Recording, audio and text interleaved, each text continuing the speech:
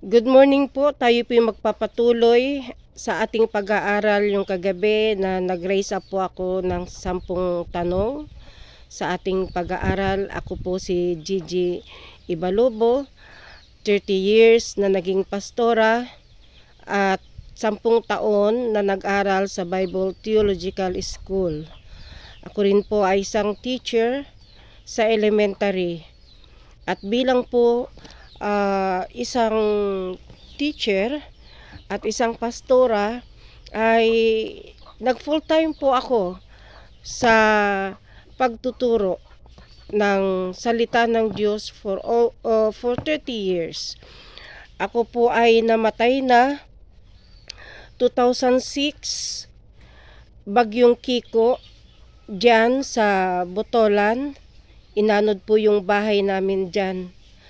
At purihin po ang Diyos, salamat sa Kanya kasi binuhay po ako ni Lolo JN. Nabigla na lang siyang dumating sa kalagitnaan ng nag-iiyakang 1,000 mahigit na tao na ako'y nandoon sa gitna na patay. Na binubuhat po nila ako para dalhin na sa ambulansya at dalhin sa ospital, pero wala na po akong buhay kaya hindi na po nila ako binuhat. At yung pagkakataon na yon ay biglang dumating po si Lolo JN at ako po ay kanyang pinanalangin, dinasalan.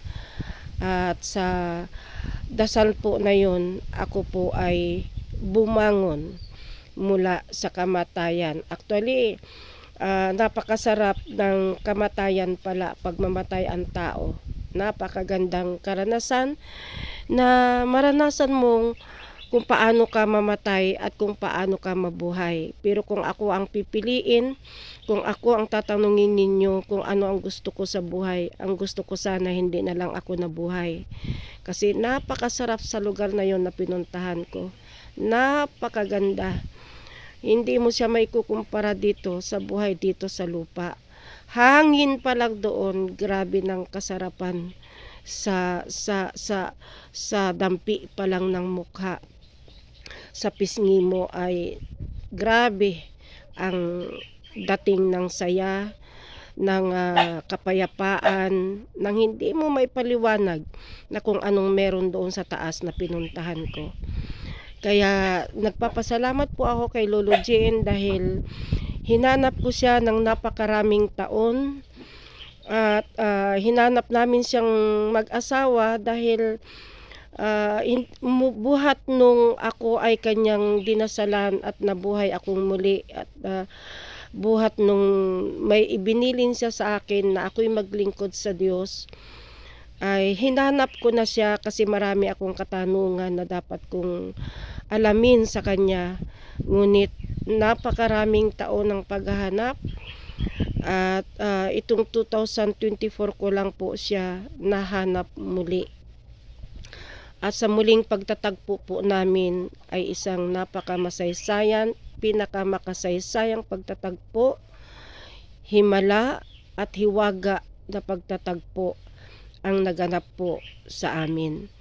So, yun po ang simula at mahaba pong kasaysayan yan.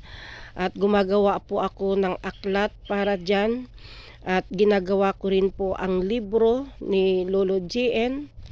Ito po yun. Marami po akong librong ginagawa. At ito po ay for printing, for printing na po ito. At mababasa nyo rin po ito pag ito po ay naiprint na, ang hiwagang buhay ni Lolo JN na napakahalaga sa panahon natin ngayon. Ano nga po ba ang tinataglay niyang lihim na kapangyarihan? Siya po ang huling hustisya sa ating panahon. Siya po ang maghuhukom, binigyan ng karapatan na maghukom dito sa lupa dahil siya po ang nagdala ng kapangyarihan ng banal